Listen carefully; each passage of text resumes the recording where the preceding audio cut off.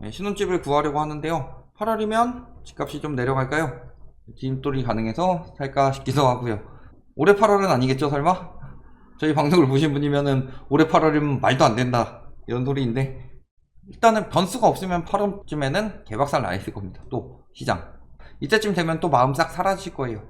아까 말씀을 많이 드렸지만 현재 부동산 시장은 정책 대출로 살리고 있는 중이다. 그걸 보셔야 돼요. 지금 가격이 실수요가 살 수 있는 가격일까? 살 수 있는 실수요들도 물론 있겠죠. 그런데 집값이 올라가기 위해서는 실수요가 보편적으로 할 수 있는 가격이냐, 이걸 봐야 되겠죠. 집값은요, 소수의 부자가 올리는 형국이 아니라 다수의 서민이 가격을 올리는 상황이다. 이게 아니고, 주식 같은 경우는요, 대량을 보유하고 있다고 해서 문제가 될 게 없습니다. 그런데 부동산은 대량을 보유하면 문제가 생기죠. 주식을요, 어마어마하게 보유를 하고 있어요. 강남 아파트 뭐 사듯이 한 3전을 어마어마하게 보유를 하고 있다. 이거랑 강남 아파트 똘똘한 채를 어마어마하게 보유를 하고 있다 라고 했을 때요, 3전을 어마어마하게 보유를 하면요, 배당금이 많이 나옵니다. 근데 강남 아파트를 어마어마하게 보유를 하면은 배당금은커녕 보유세가 많이 나오죠. 가지고 있으면 이득보다 손실이 크다. 그 이유는 왜냐?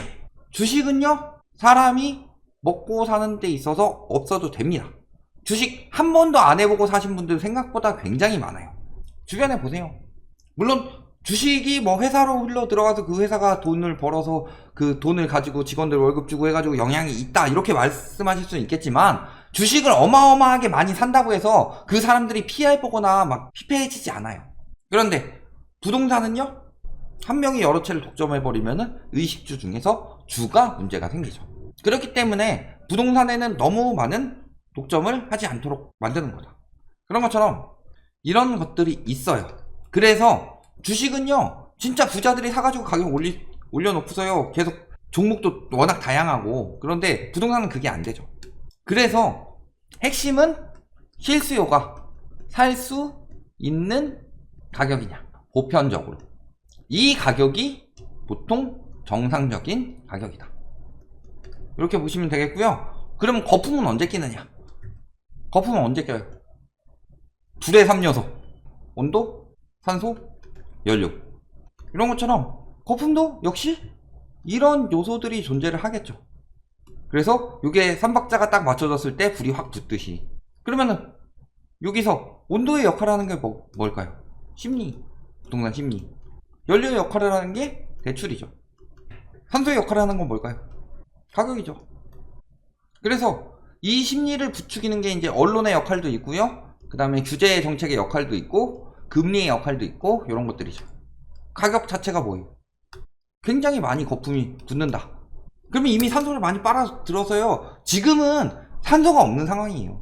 산소가 없는 상황에서 지금 온도랑 연료만 계속 부추기고 있는 상황인 거고, 근데 아예 없진 않죠. 왜? 조금 사그라들면서 2021년 하반기에 여기까지 올랐다가 22년에 쭉 떨어졌죠. 요만큼 여유만큼 가격이 조금 생겼으니까 하고 있는데, 연료도 예전처럼 막 쏟아 부어지는 정도가 아니라 예전에 막 금리 낮추면 낮추는 대로 그냥 기름을 어마어마하게 붓는 상황이라면은 지금 뭐예요?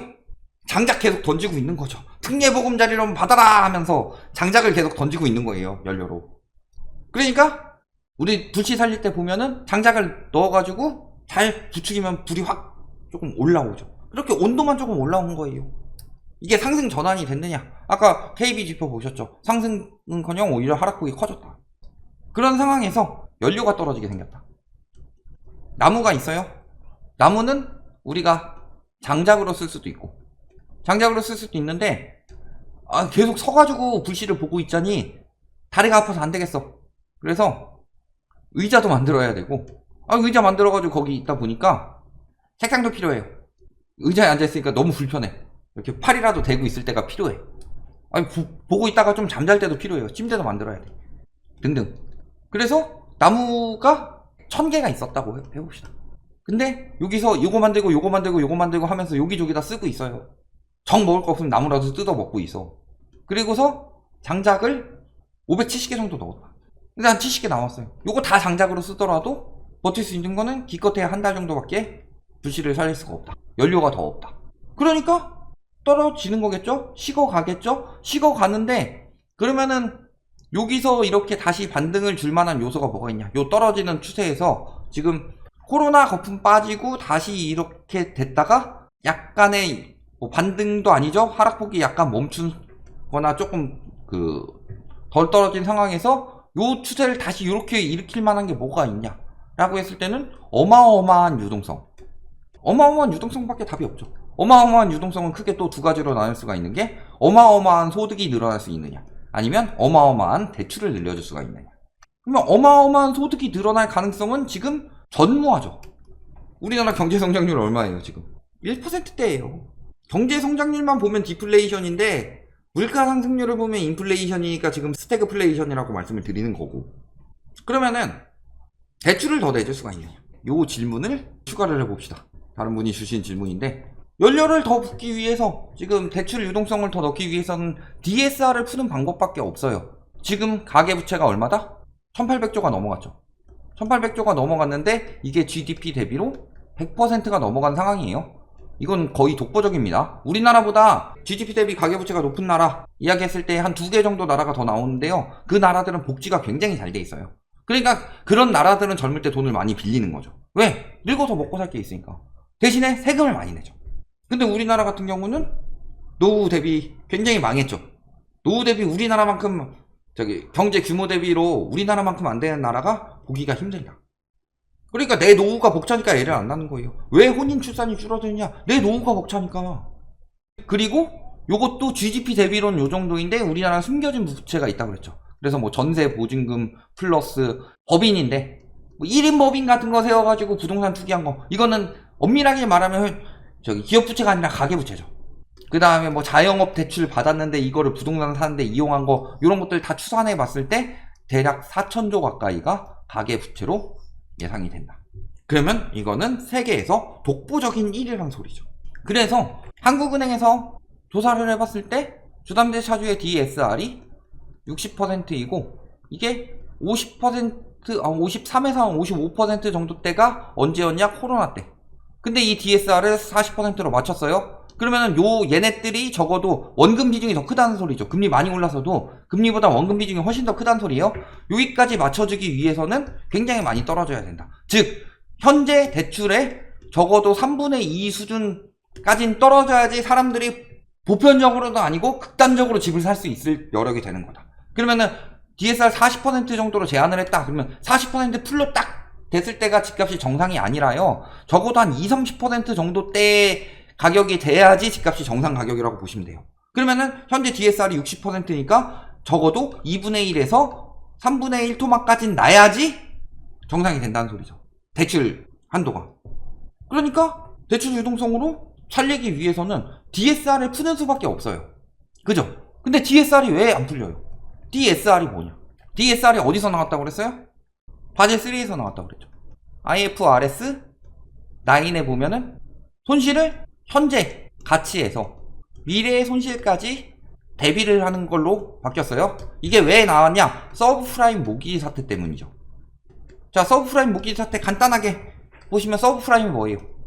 쉽게 우리나라 말로 번역하면 영끌이죠, 영끌. 즉 프라임 등급은 굉장히 돈을 잘 갚는 우량 고객이라면 서브프라임은요 비우량 고객이라고 보시면 돼요. 비우량 고객 정도가 아니라 이제 불량 고객 정도라고 보시면 돼요.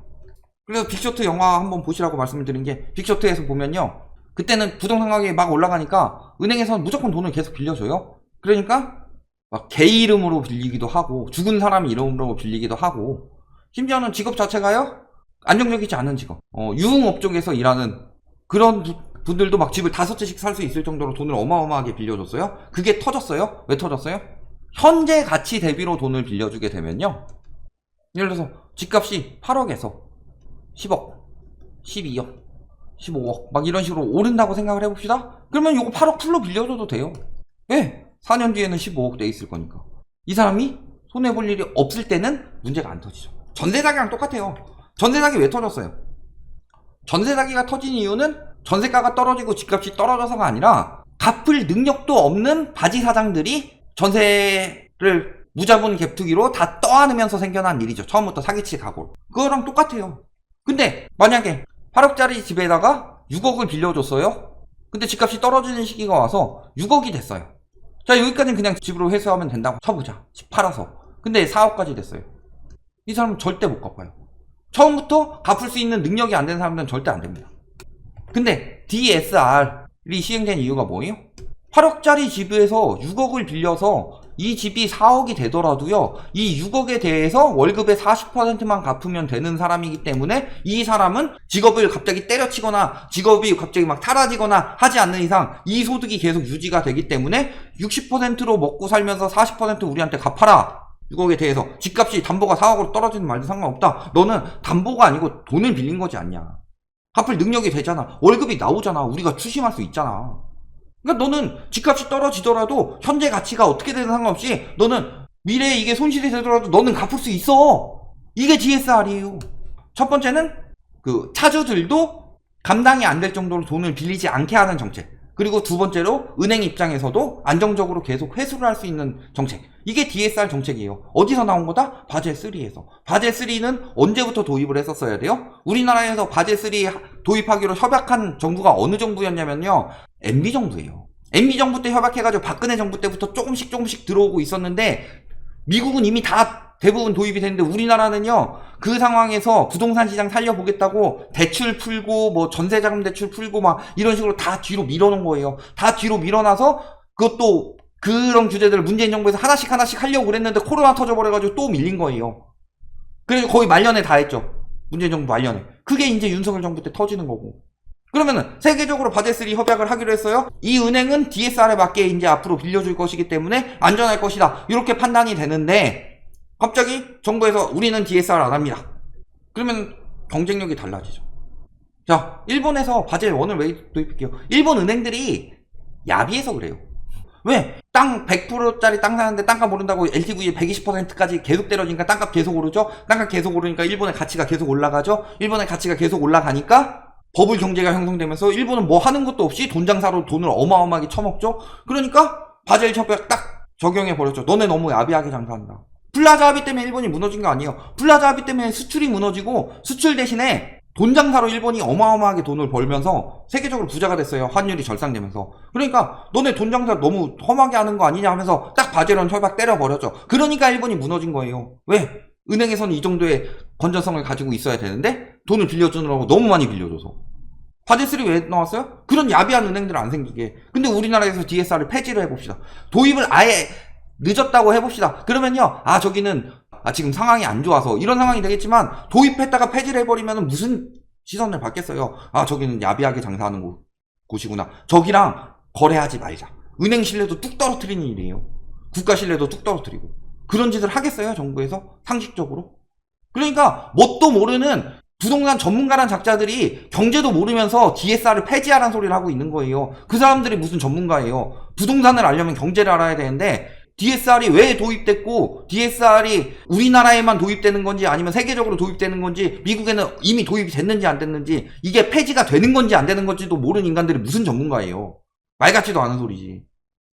그러니까 DSR이 폐지된다? 나라 말아먹을 일인데 뭐 물론 정부에서 할 수도 있겠죠. 죽으려면 뭔 짓을 못해 이런 것도 있잖아요. 그렇지만 실상적으로는 DSR 폐지는 현실적으로 거의 불가능한 상황이다. 그러니까 정부에서 DSR을 폐지를 안 하고 뭘 했어요?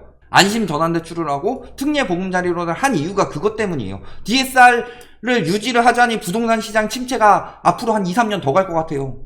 최소 1년 이상은 더 갈 것 같아요. 그러니까 일부라도 잠깐이라도 반등시켜가지고 연착륙 만들기 위해서 풀었던 게 그거고 DSR을 우회해서 대출받도록 만들어준 게 그거예요. 왜냐면 당장 DSR을 도입하기에는 세계적인 수준에 맞춰서 도입하기에는 우리나라는 그 전부터 계속 늦추면서 부동산 시장을 뛰어나가지고 쌓아놓은 빚이 너무나도 많기 때문에. 그러니까 단계적으로 이렇게 충격을 만드는 거예요.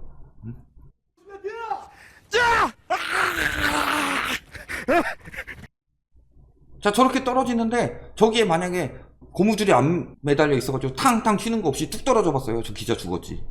그런 것처럼 중간에 탕탕탕 하면서 한 번씩 쳐주는 정도인 거다. 그거에 뭐 넘어가면 안 돼요. 근데 떨어진 거예요. 지금 말씀드렸지만 보통 이 그래프에서요, 코로나 때 이렇게 튀었다가 코로나 거품만 조금 빠진 정도라 그랬죠. 그러면 앞으로 이런 기사들이 있을 텐데 8월쯤 되면요 한 여기쯤 떨어져 있을 거예요. 이때 사실 거예요. 안 되는 거지. 이렇게 보시면 되겠습니다.